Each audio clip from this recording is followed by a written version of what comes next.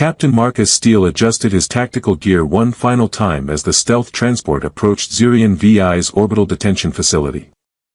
3 years of investigation had led to this moment, the chance to save an innocent life and expose a conspiracy that had destroyed an entire civilization. The evidence files secured in his armor's memory banks contained proof that could shake the foundations of galactic justice, but only if he could reach the execution chamber in time. "Captain," his pilot Sarah Kim warned through the comm system, "Tribunal security is reporting multiple ships in the vicinity. If we're detected, the political fallout will destroy your career and possibly start an interspecies incident." Marcus checked his weapons one last time, noting the irony that he was about to become the very thing the military had trained him to stop, someone who put personal conscience above official orders. "Some things are more important than careers, Kim. If we don't act now, an innocent person dies, and the real criminals continue to profit from genocide." The detention facility was a sterile monument to galactic justice, its gleaming corridors designed to inspire confidence in the tribunal's fairness and efficiency. Marcus moved through the outer sections with practiced stealth, his military training allowing him to avoid the security patrols that moved with ceremonial precision rather than tactical awareness. They expected no resistance. After all, who would be foolish enough to rescue a condemned war criminal? The deeper he penetrated into the facility, the more Marcus felt the weight of what the Galactic Tribunal was about to do. Somewhere in these sterile halls, the last member of an entire species was preparing to die for crimes she hadn't committed, accepting execution as penance for sins that belonged to her people's destroyers rather than her people themselves. Zaraketh of the Veilfriend sat in the execution chamber's holding cell, her wrists bound with energy restraints that hummed with barely audible power. She was smaller than Marcus had expected from the tribunal files, barely 5.5 feet tall, with the elegant pointed ears that marked her as unmistakably Veilfriend. Her skin held the faintest trace of the bioluminescent patterns that had made her people famous throughout the galaxy before they became notorious, but the markings were dim now, flickering weakly with what appeared to be resignation mixed with deep sorrow. "Zaraketh," he said quietly, making sure his voice carried no threat as he approached the cell.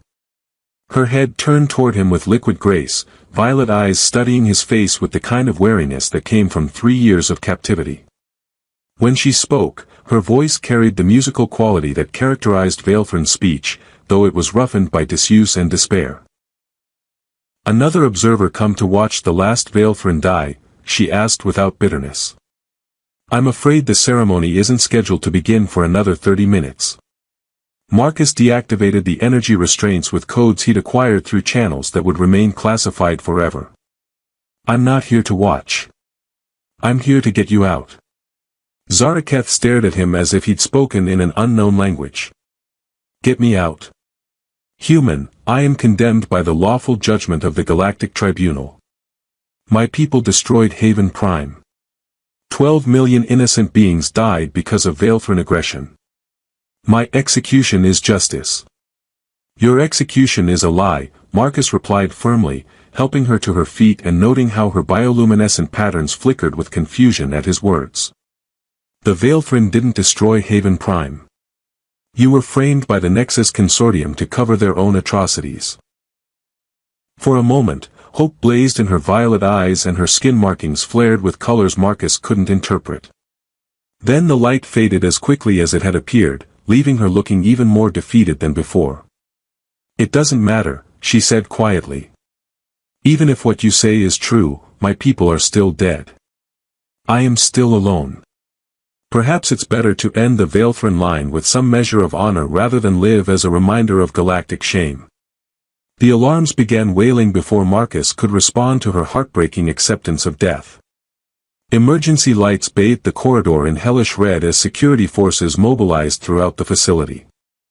"Unauthorized personnel in Detention Block 7, announced the facility's AI system.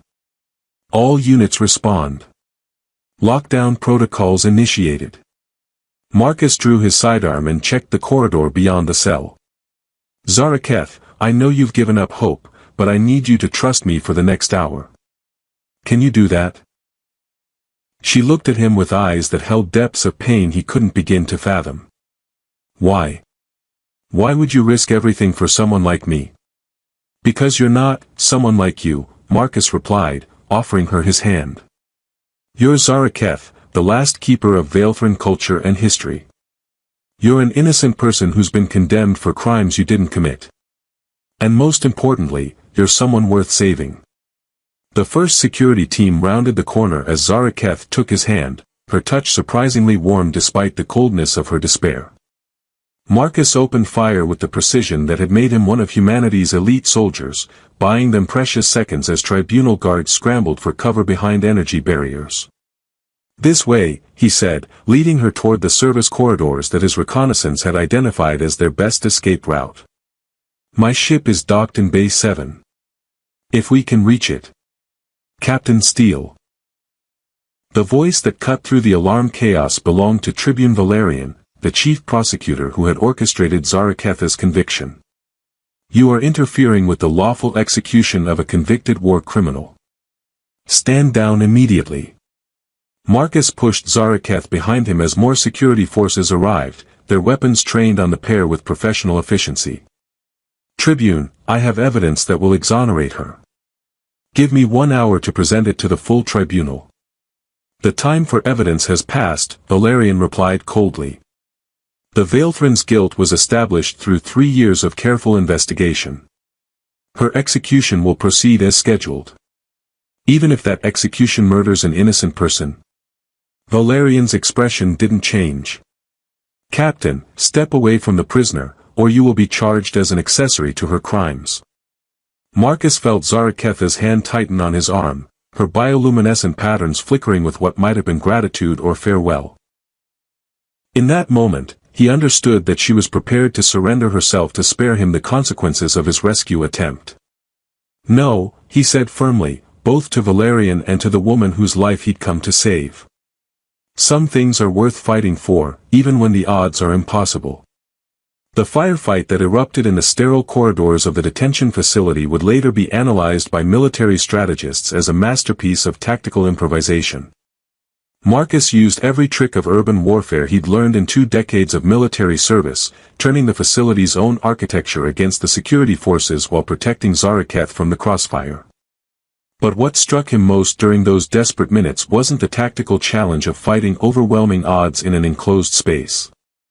It was the way Zaraketh moved beside him, not with the broken resignation of someone awaiting execution, but with the fluid grace of a trained warrior who had rediscovered something worth protecting. Her bioluminescent patterns were blazing now with colors he'd never seen before, cycling through what appeared to be determination, hope, and something that might have been the beginning of trust. For the first time in 3 years, the last Veilthran was fighting for her life instead of simply accepting its end. Bay 7 is 2 levels down, Marcus called out as they reached a maintenance shaft that would bypass the main security checkpoints. I can't let you do this, Zaraketh said, though she was already following him into the shaft. If they capture us, you'll be executed alongside me. Then we'd better not get captured, Marcus replied with a grin that felt slightly insane under the circumstances. Besides, I didn't come this far just to give up when things got interesting. As they descended through the facility's infrastructure, pursued by the sounds of security forces attempting to cut off their escape routes, Marcus realized that his mission had already succeeded in ways he hadn't anticipated. Zaraketh was no longer the broken prisoner he'd found in the execution chamber. She was becoming herself again, a survivor, a fighter, and someone who was beginning to believe that her life might have value beyond serving as a symbol of her people's supposed crimes. Whether they escaped or died in the attempt, she would face whatever came next as Zaraketh of the Veilthran rather than as a condemned war criminal waiting for the executioner's blade. And sometimes, Marcus reflected as plasma bolts sizzled through the air around them, helping someone remember who they really were was worth any risk. Even if that someone happened to be the last of her kind, carrying the weight of an entire civilization's legacy in her luminous skin and ancient violet eyes. The Defiance launched from Bay 7 under a hail of security fire, its military-grade shields deflecting the worst of the Tribunal's defensive measures. Marcus pushed the ship's engines beyond safe parameters, knowing that their only chance lay in reaching the outer system before reinforcements could arrive. In the co-pilot's seat, Zaraketh stared at the detention facility falling away behind them with an expression of stunned disbelief. "I never thought I would see space again," she said quietly, her bioluminescent patterns cycling through colors that Marcus was beginning to recognize as wonder mixed with uncertainty. "For 3 years, I prepared myself for death. I had accepted that the Veilfrin story would end with me." Marcus adjusted their course toward the asteroid field where his support team waited with additional supplies and false identification codes. "Your story doesn't end today, Zaraketh. If anything, it's just beginning." She turned to study his profile as he piloted them through the increasingly heavy security traffic. "You said you have evidence. Proof that my people didn't destroy Haven Prime. How is that possible?" The tribunal examined every fragment of data from the attack. The weapon signatures, the tactical patterns, even the quantum resonance frequencies, everything pointed to Veilfrin technology. Marcus activated the secure data storage built into his armor systems, displaying holographic files that filled the ship's small cabin with classified intelligence. Because the Nexus Consortium wanted it to point to Veilfrin technology. "They spent 2 years preparing for the Haven Prime operation, studying your people's weapons, learning your tactical doctrines, even capturing Veilfrin military personnel to extract strategic knowledge." Zaraketh leaned forward to examine the files, her eyes wide with growing comprehension. "These communication logs. These are Nexus corporate executives discussing the Veilfrin solution months before Haven Prime was attacked. The consortium needed a scapegoat," Marcus explained, pulling up financial records that showed massive short-selling of Veilfrin commercial interests in the weeks before the attack. "They were losing market share to your people's biotechnology innovations. Your organic computers, your living ships, your medical advances, everything the Veilfrin created threatened Nexus's monopoly on galactic commerce." The data painted a picture of corporate conspiracy that stretched back years before the Haven Prime massacre. The Nexus Consortium had systematically infiltrated Veilfrin research facilities, stolen technological specifications, and recruited disaffected members of other species who harbored resentment against what they perceived as Veilfrin superiority. "This recording," Zaraketh whispered, her voice thick with emotion as she activated an audio file. "This is CEO Victoria Kane discussing permanent solutions to the Veilfrin problem. She's talking about genocide as if it were a quarterly earnings projection." Marcus nodded grimly. Kane saw an opportunity to eliminate a commercial rival while positioning Nexus as the savior of galactic peace. "They used stolen Veilfrin technology to destroy Haven Prime, then manipulated the evidence to ensure your people would be blamed for the atrocity.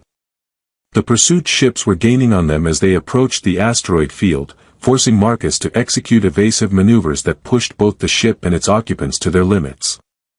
But even under the stress of high-speed combat, Zaraketh continued studying the evidence with the intensity of someone discovering that everything she believed about herself was wrong. "My father tried to tell them," she said suddenly, her bioluminescent patterns flaring with colors that spoke of anger and vindication. "When the tribunal first accused our people, he insisted that the attack patterns were wrong, that no Veilfrin commander would have targeted civilian populations. They said he was lying to protect our species' reputation." "Your father was right," Marcus replied, spinning the ship through a gap between 2 asteroids that would have been impossible for a larger vessel to navigate. "The attack on Haven Prime violated every principle of Veilfrin military doctrine. But the tribunal wanted quick justice, and Nexus gave them a convenient target." The conversation was interrupted by proximity alarms as Nexus Corporation security vessels emerged from concealment among the asteroids. Marcus realized with cold certainty that the consortium had been monitoring tribunal communications and knew exactly what evidence he carried. Corporate mercenaries, he identified, noting the distinctive black and gold markings that marked Nexus's private military forces. "They're not here to arrest us. They're here to make sure we never reach anyone who might listen to what we've discovered." The battle that followed was unlike anything in Marcus's military experience. The Nexus ships moved with the coordination of professional killers rather than the disciplined restraint of law enforcement, using weapons that violated several galactic conventions on proportional response. They weren't trying to capture the fugitives, they were trying to eliminate the evidence of Nexus's crimes along with the witnesses who might testify about them. Marcus, Zaraketh said, her voice strangely calm despite the plasma fire lighting up space around them, I need you to know something. If we don't survive this, if Kane's people silence us before we can reveal the truth, we're going to survive. Marcus cut her off, executing a maneuver that brought them behind one of the Nexus ships. I didn't come this far to let corporate assassins finish what their bosses started. But if we don't, she insisted, I want you to know that you've already given me something I thought I'd lost forever. Hope. The knowledge that someone believes in my innocence, that someone thinks the Veilthren are worth saving. Even if I die today, I'm no longer dying as a convicted war criminal. I'm dying as someone who matters. Marcus felt something twist in his chest at her words. In the 3 years since her capture, Zaraketh had internalized the galaxy's verdict about her people, accepting not just legal guilt but moral responsibility for atrocities she'd never committed. Breaking free from that psychological prison might be more important than escaping their physical pursuers. The Defiance shuddered under enemy fire as Marcus pushed the ship beyond its design limits, using the asteroid field's chaotic gravitational environment to mask their movements. But it was Zaraketh who spotted the tactical solution that would save them. There, she said, pointing to a cluster of metallic asteroids whose composition was interfering with targeting sensors. If we can reach those or deposits, their scanning systems won't be able to lock onto us. Marcus followed her guidance, marveling at the tactical insight that came naturally to someone raised in a warrior culture. The Veilthren might have been peaceful by nature, but they'd been forced to develop sophisticated military capabilities by the hostile galaxy that surrounded them. How did you know that would work? He asked as they settled into the sensor shadow cast by the ore-rich asteroids. Zaraketh's smile was the first genuinely happy expression he'd seen from her. My people didn't become accomplished warriors by accident, Marcus. We learned to use our environment as an ally because we were always outnumbered by those who saw us as threats. As the Nexus ship swept past their hiding place, unable to penetrate the metallic interference that concealed the Defiance, Marcus realized that rescuing Zaraketh was revealing aspects of Veilthren culture that the Tribunal had never bothered to understand. They'd judged an entire species based on propaganda and prejudice, never taking the time to learn who the Veilthren really were beneath the fear and resentment that surrounded them. Tell me about your people, he said as they waited for the search pattern to move away from their position. Not the version the Tribunal heard, but the truth about who the Veilthren were before everything went wrong. For the next hour, as they drifted silent and hidden among the asteroids, Zaraketh shared memories of a civilization that had valued harmony over conquest, innovation over domination, and beauty over efficiency. She spoke of cities that grew like living forests, of technology that enhanced natural processes rather than replacing them, of a people who believed that true strength came from protecting rather than destroying. We weren't saints, she admitted, her bioluminescent patterns glowing softly in the cabin's dim light. We had our flaws, our conflicts, our mistakes. But we never believed that our advancement justified the elimination of others.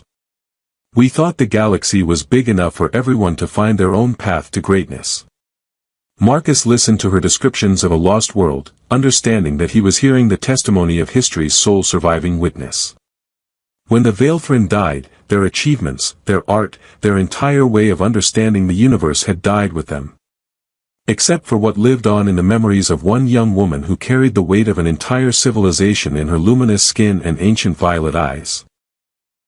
That's why we have to expose the truth, he said as the last Nexus ship disappeared beyond scanner range. Not just to clear your people's name, but to show the galaxy what it lost when it allowed fear to triumph over understanding. Zaraketh's bioluminescent patterns brightened with colors that spoke of determination and hope reborn. Then let's go save my people's legacy, Marcus. Let's make sure the Veilthren are remembered for who we really were, not for the lies that killed us. As the Defiance emerged from the asteroid field and set course for the outer colonies where sympathetic allies waited with secure communication networks, Marcus realized that his mission had evolved beyond simple rescue. He was now carrying not just evidence of corporate conspiracy, but the hopes of an entire extinct civilization that justice might still be possible in a galaxy that had failed them so catastrophically. And beside him sat the last Veilthran, no longer broken by despair but burning with the need to see her people's truth finally revealed to the stars. The journey to the Veilthran homeworld took them through sectors that had been declared forbidden zones since the Crimson War ended. Warning beacons marked the system boundaries with automated messages about radiation hazards and unstable planetary conditions, but Marcus knew the real reason the galaxy avoided this region: guilt over what had been allowed to happen here, shame over the speed with which an entire civilization had been condemned and abandoned. "Are you ready for this?" Marcus asked as they approached the outer planets of the Veilthran system. "Seeing your homeworld, it might be harder than you expect." Zaraketh sat perfectly still in the co-pilot seat, her bioluminescent patterns cycling through colors he was learning to recognize as complex emotions. "I've dreamed of returning home for 3 years," she said quietly. "But in my dreams, I was coming back to find survivors, to discover that somehow my people had endured. Now I know I'm coming back to a graveyard." The first planet they passed had once been Veilthran Prime, the crown jewel of a civilization that had spanned 12 worlds. Through the Defiance's sensors, Marcus could see the crystalline cities Zaraketh had described, their organic architecture rising from vast forests like living art grown from the planet's soil. But the cities were dark now, their bioluminescent networks dead, their populations reduced to shadows burned into crystal walls. "Beautiful," Marcus whispered, awed despite the tragedy before them. "Even destroyed, they're beautiful. My people believe that art and function should be inseparable," Zaraketh explained, her voice steady but her patterns flickering with grief. "We grew our cities the way humans build gardens, shaping them to enhance the natural world rather than dominate it. They landed in what had once been the capital spaceport, now overgrown with native vegetation that was slowly reclaiming the abandoned structures." As they walked through the empty streets, Marcus tried to imagine this place filled with life, millions of Veilthran going about their daily routines, creating art, raising families, dreaming of futures that would never come. "The data cache should be in the Hall of Memory," Zaraketh said, leading him through boulevards designed for beings who moved with liquid grace rather than human efficiency. "My grandmother was the keeper of our historical records.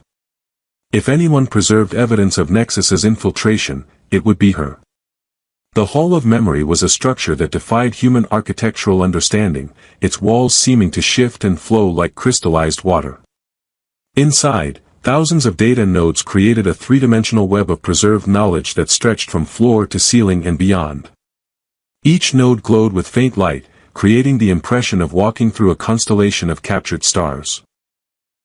"This is incredible," Marcus breathed, watching as Zaraketh moved through the data web with inherited knowledge of its organization. "Your entire history is preserved here."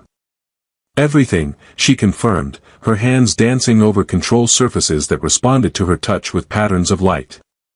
10,000 years of Veilthran civilization, our discoveries, our art, our mistakes, our triumphs. All of it waiting for someone to remember." The search through the archives revealed layer after layer of evidence supporting Marcus's investigation. Grandmother Thelkara had indeed preserved records of Nexus Consortium infiltration attempts, recruitment of Veilthran dissidents, and strange requests for information about military capabilities and defensive strategies. "Look at this," Zaraketh said, her excitement causing her bioluminescent patterns to blaze with colors Marcus had never seen. 3 months before Haven Prime, Nexus operatives were asking detailed questions about our quantum resonance technology. They claimed to be interested in peaceful applications. Marcus studied the communication logs, noting how the Nexus agents had systematically gathered exactly the information they would need to replicate Veilthran weapon signatures. They were planning this for years. The attack on Haven Prime wasn't a reaction to some crisis, it was a calculated operation designed to eliminate your people as commercial competitors. But the most damning evidence came from a hidden file that Grandmother Thelkara had encrypted with quantum locks that would only respond to Veilthran biometric patterns. The file contained recordings of Nexus CEO Victoria Kane discussing the final solution to the Veilthran problem with military contractors and corrupt tribunal officials. "She knew," Zaraketh whispered, her voice thick with rage and vindication as they listened to Cain planning the destruction of an entire species. She knew my people were innocent, and she ordered their extermination anyway. The recordings were comprehensive, detailing not just the Haven Prime operation but a broader conspiracy to eliminate several species whose technological innovations threatened Nexus's galactic monopoly. The Veilthren had been the largest target, but they weren't the only victims of corporate genocide disguised as justice. "We have enough evidence to destroy Nexus and everyone involved in the conspiracy," Marcus said, copying the files to encrypted storage devices. "But getting this information to the right people won't be easy. Cain has allies throughout the tribunal system." Zaraketh stood in the center of her people's accumulated knowledge, surrounded by the preserved wisdom of 10 millennia, her patterns glowing with determination that had been forged in the crucible of loss and hardened by the hope of justice. "Then we don't go to the tribunal," she said with quiet conviction.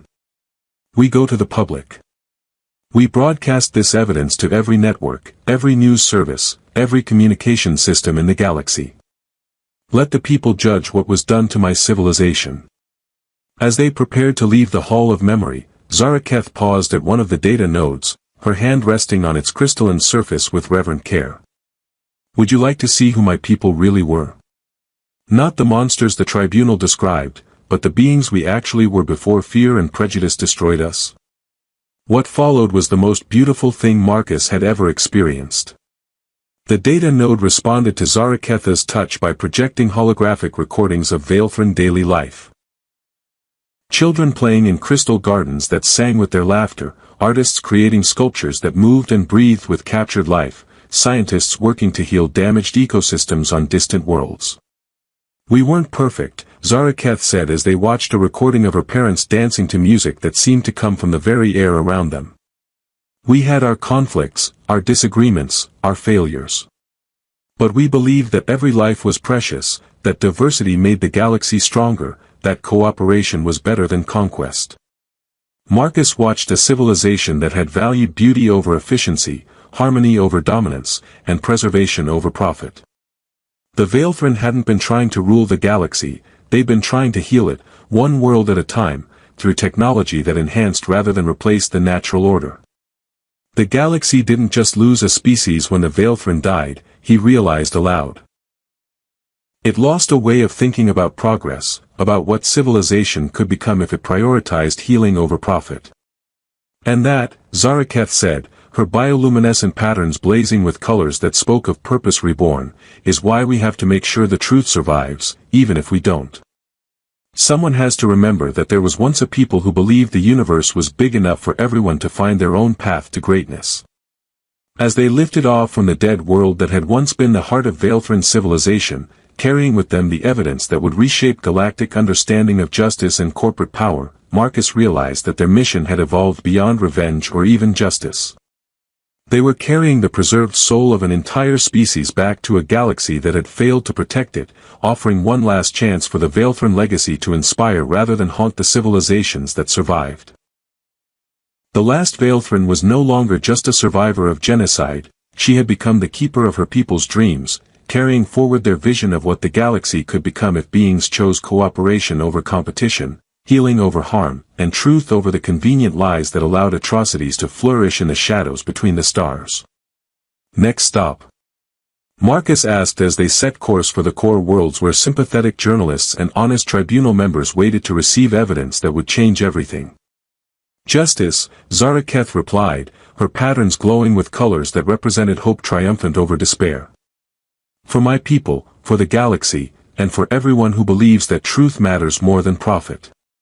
Behind them, the Veilthran homeworld fell away into darkness, but ahead lay the possibility that its people's greatest gift to the galaxy, their unwavering belief in the value of every life, might finally find the audience it deserved.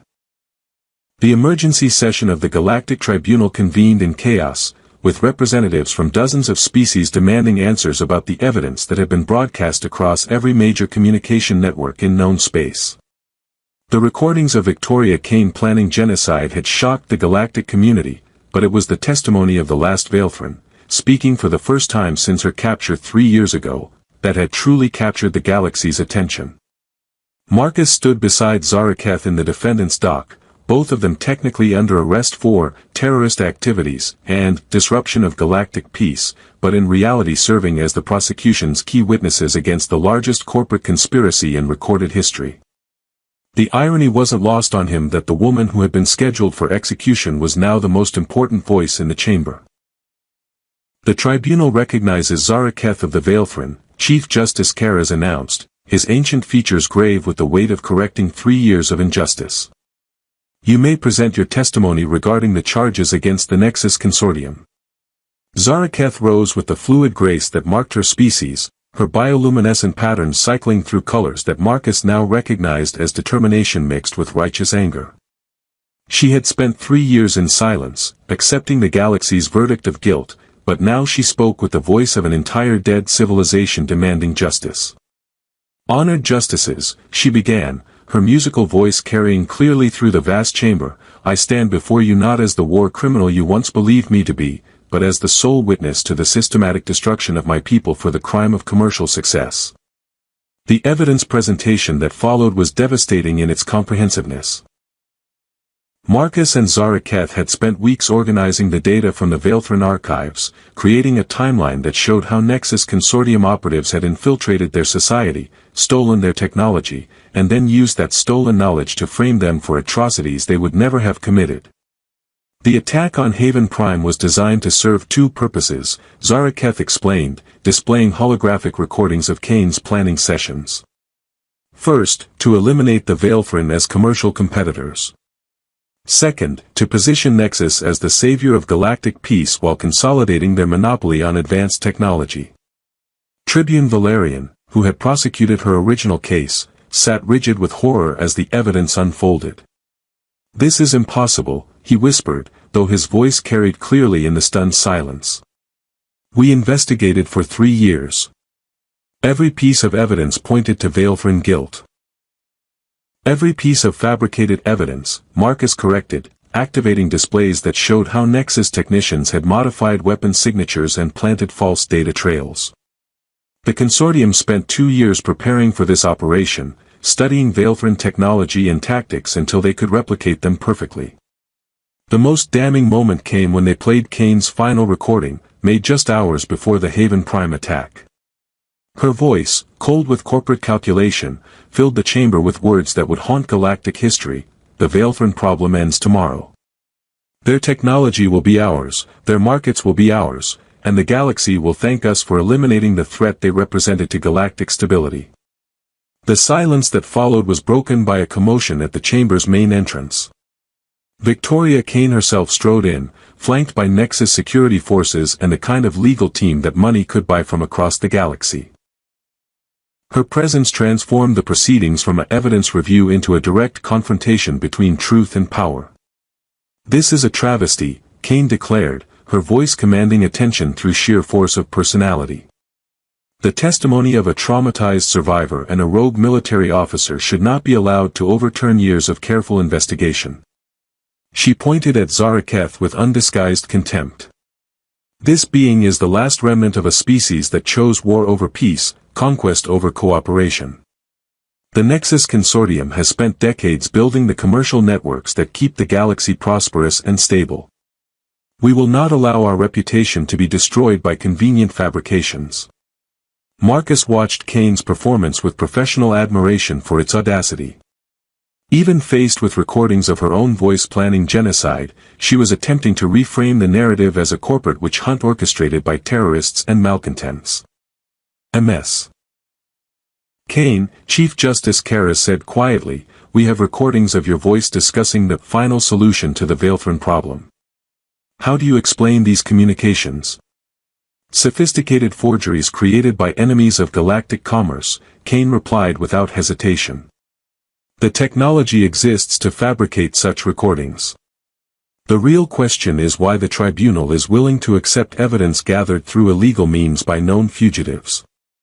It was Zaraketh who provided the response that would end Kane's denials forever. Rising from her seat, she activated a holographic display that filled the chamber with the preserved beauty of Veilthrone civilization, their cities, their art, their children playing in crystal gardens that sang with captured sunlight. "This is what you destroyed," Zaraketh said, her voice carrying the weight of infinite loss.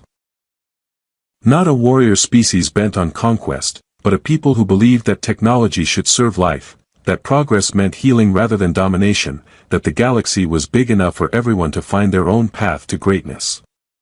The images shifted to show the aftermath, the dead worlds, the empty cities, the silence where once there had been music and laughter and the sound of children learning to dream.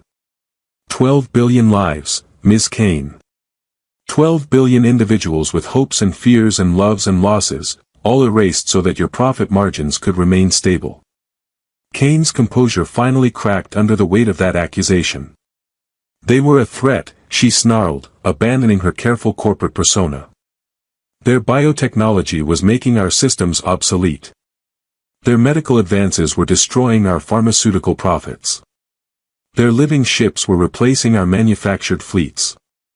Someone had to make the hard choices to preserve galactic stability. The admission hung in the chamber like a confession written in fire.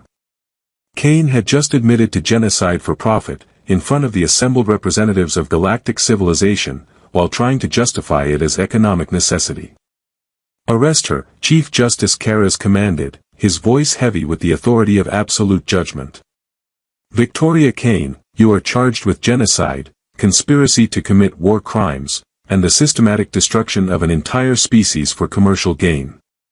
As Nexus security forces tried to resist the tribunal's bailiffs, chaos erupted throughout the chamber. Kane's corporate army opened fire on tribunal guards while delegates scrambled for cover, turning the Hall of Justice into a battlefield between truth and the power that had protected lies for too long. Marcus threw himself over Zaraketh as plasma fire filled the air, his military training taking over as he calculated angles of attack and defensive positions. But it was Zaraketh who spotted the tactical solution that would end the firefight. "The environmental controls," she called out, pointing to a control panel near the chamber's main ventilation system. "If we can flood the chamber with sleep gas, we can end this without more killing." Marcus fought his way to the controls while Zaraketh provided covering fire with weapons she'd claimed from fallen Nexus operatives. Her movements were those of a trained warrior, but her targets were chosen with the precision of someone who valued life above victory, disabling rather than killing, stopping rather than destroying. The sleep gas took effect within minutes, leaving the chamber filled with unconscious combatants and the sudden, profound silence of justice finally achieved.